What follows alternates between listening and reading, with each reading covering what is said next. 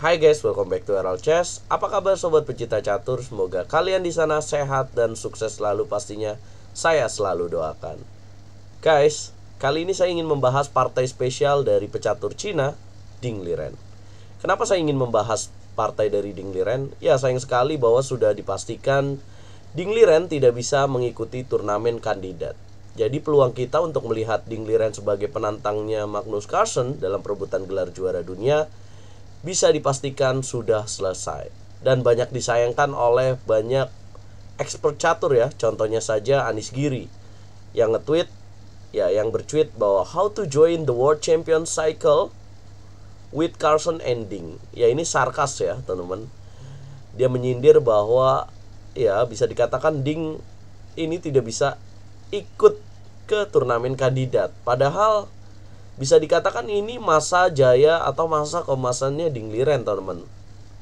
Kenapa sih Ding Liren itu begitu spesial? Ya bukan hanya karena dia masuk 3 besar dunia, tapi Ding Liren ini memang pecatur Cina yang digadang-gadang sebagai lawan terberatnya Magnus Carlsen, teman-teman. Bahkan Magnus Carlsen sendiri bilang dalam press conference ketika perebutan gelar juara dunia melawan Ian Nepomniachtchi, dia bilang bahwa saya tidak menduga bahwa Ian Nepomniachtchi yang akan memenangi turnamen kandidat di tahun 2021 dan jadi penantangnya Magnus Carlsen. Ya, Magnus memprediksi ya bahwa Ding Liren atau Fabiano Caruana yang akan jadi penantangnya dia. Ya, teman-teman, turnamen terakhir yang bisa diikuti oleh Ding Liren untuk bisa ikut turnamen kandidat adalah FIDE Grand Prix. Tapi Ding Liren tidak ikut leg pertama FIDE Grand Prix dan di leg kedua juga dia tidak bisa hadir, teman-teman. Kalaupun dia bisa hadir di leg ketiga FIDE Grand Prix, itu tidak akan bisa membuat namanya lolos ke turnamen kandidat, teman-teman. Ya, karena di FIDE Grand Prix ini FIDE akan mengambil 2 pemain tersisa untuk menemani 6 pemain yang sudah lolos ke turnamen kandidat. Well, prestasi Ding Liren apa aja sih? Ding Liren itu pernah juara FIDE World Cup, runner up FIDE World Cup di tahun 2017 karena dia dikalahkan di babak tiebreak oleh Levon Aronian. Di tahun 2019 juga dia runner up, dikalahkan di babak tiebreak oleh Timur Rajabov. Tapi dia pernah juara Moscow Grand Prix, teman-teman. Kemudian dia juga pernah beberapa di event besar juga mengejutkan dan mampu menahan Magnus Carlsen, teman-teman. Dia pernah bersama dengan negaranya Cina menjadi World Chess Champion ya, World Team Chess Champions. Di Olimpiade juga pernah juara 1 dan dia mendapatkan papan terbaik, teman-teman. Well, itulah, kita doakan beberapa tahun lagi Ding Liren nih masih menjaga performanya dan bisa ikut turnamen kandidat di gelaran berikutnya. Nah, saya ingin tunjukkan salah satu partai terbaiknya melawan Bai Jinsi, teman-teman. Ini dalam Chinese Chess League, turnamen Chinese Chess League, Liga Catur Cina. Bai Jinsi ini elo ratingnya 2500, sedangkan saat itu di tahun 2017 Ding Liren 2759. Itu kira, teman-teman. Langsung saja kita bahas. D4, kuda F6, C4 dan E6. Kuda C3, gajah B4, kuda F3 dan rokade. Ya, Nimzo Indian yang dipilih oleh Ding Liren, kemudian Bai Jinsi gajah G5 dan Ding Liren C5 di sini, teman-teman. Tujuannya untuk apa? Mengaktifkan menterinya ke petak A5, menghilangkan ancaman dari pining ini. Ya, Bai Jinsi E3 dan C makan D4, menteri makan D4. Kemudian, ya apa yang akan terjadi kalau misalkan Bai Jinsi memilih makan dengan pion, maka Ding Liren akan menjawab dengan D5. C D5, E D5, gajah E2 dan H6. Gajah F6, menteri F6, rokade, gajah C3, B C3. Kemudian kuda C6. Nah, ini Magnus Carlsen pernah memainkan ketika berhadapan dengan Mamediyarov, teman-teman, di kejuaraan di Paris tahun 2017. Nah, ini putih punya kelemahan ya pada pion C3-nya. Oke, kita kembali lagi ke partainya. Kemudian makan dengan menteri di sini, Bai Jinsi. Kuda C6, menteri D3. Kebanyakan pemain memilih menteri H4 ya, teman-teman. Ini langkah novelty dari Bai Jinsi, menteri D3, langkah baru dari Bai Jinsi. Menteri D3, Ding Liren H6, gajah H4 dan D5. Benteng D1 dan di sini dobrakan dengan G5 Ding Liren. Gajah G3, kuda E4, kuda D2, kuda C5, menteri C2, dan D4. Kemudian Baijinsi jalan kuda F3, dan inilah. Kemudian di sini Ding Liren memainkan langkah E5, menjaga pion D4, kemudian kuda E5. Dan teman-teman bisa tebak gak sih langkah Ding Liren itu apa langkah selanjutnya? Karena kenapa partai ini jadi salah satu partai terbaiknya Ding Liren?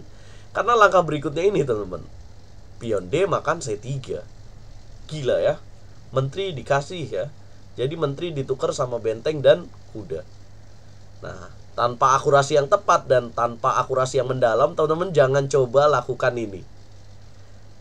Benteng makan menteri, kemudian pion C makan B2, bunyi dulu sekali skak, kemudian raja E2. Ya, kalaupun misalkan di sini benteng D2 ya, teman-teman, bentengnya ke petak D2, yang pasti Ding Liren akan jawab dengan gajah atau benteng ke petak D8, dan pionnya ini akan mengganggu, teman-teman.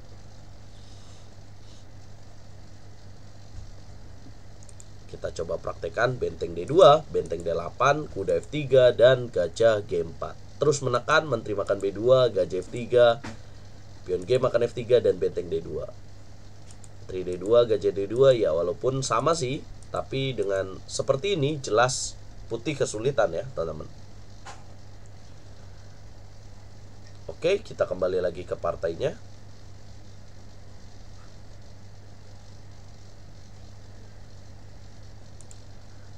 Pion C makan B2 dan dipilih raja E2, mendapatkan tanda tanya. Ini sebuah langkah yang dianggap salah teman-teman.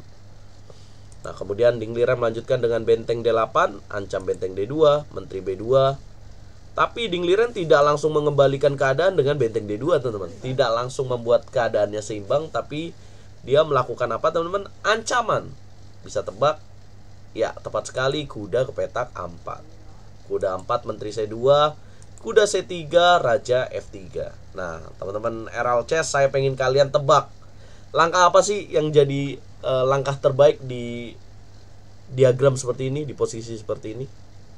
Ya gila lu, ternyata ada langkah benteng D4 cuy.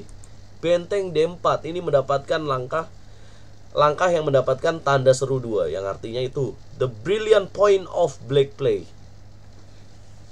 yang berarti perburuan raja dimulai dari sini. Ya, bentengnya ditukar sama pion, tapi kalau kalian ambil maka hitam bisa mendapatkan menteri kembali ya. Well, mencegah, dan tujuan benteng D4 ini juga tujuannya adalah untuk skakmat ya, G4. Ini rajanya terkunci dari kuda C3. Dan jaga H3, di sini hitam melanjutkan dengan H5. Coba berupaya kembali dengan jalan G4, gajah H2, kemudian G4, raja G3, dan benteng D2. Nah, kenapa nggak dimakan G4-nya nih? Kalau dimakan, makan raja G3 dan benteng D2. Sama aja teman-teman. Oke, kita kembali lagi. G4, raja G3, benteng D2. Ya, menolak of course, karena akan ada ancaman kuda M4 ya, mendapatkan menteri. Menteri B3, kuda M4 skak, raja H4, dan gajah E7 skak, raja H5. Ini langkah yang agak sulit ditebak sih, tapi saya pengen teman-teman tebak deh coba. Langkah apa yang terbaik di sini? Bisakah kalian tebak langkah yang sama dengan Ding Liren? Ya, langkah sunyi teman-teman, raja G7. Ini langkah yang kadang-kadang dilakukan ya, tapi dengan tidak langsung mengancam, tapi mempersiapkan nih. Apa sih gunanya raja G7 ini? Untuk menyeleding ya, untuk membuat raja putih tidak bisa bergerak ke petak H6 teman-teman. Jadi membuat rajanya makin terkunci. Raja G7 dan putih gajah F4. Kemudian gajah F5 di sini, kemudian gajah H6 skak, raja H7 diberikan pion F7-nya, menteri B7 dan benteng F2, kemudian gajah G5. Nah, ini kenapa nggak dimakan nih bentengnya teman-teman? Kira-kira apa yang akan terjadi kalau misalkan putih makan menteri A8? Ya karena akan skakmat kuda G3 guys. Jadi akan skakmat kuda G3. Jadi ini ancamannya, dan itulah kenapa tidak makan ya. Tapi di sini memilih gajah ke petak G5. Jadi coba menyiapkan rajanya nih. Nah ini triknya, apabila dimakan dengan gajah kan ada bunyi skak ya, F7.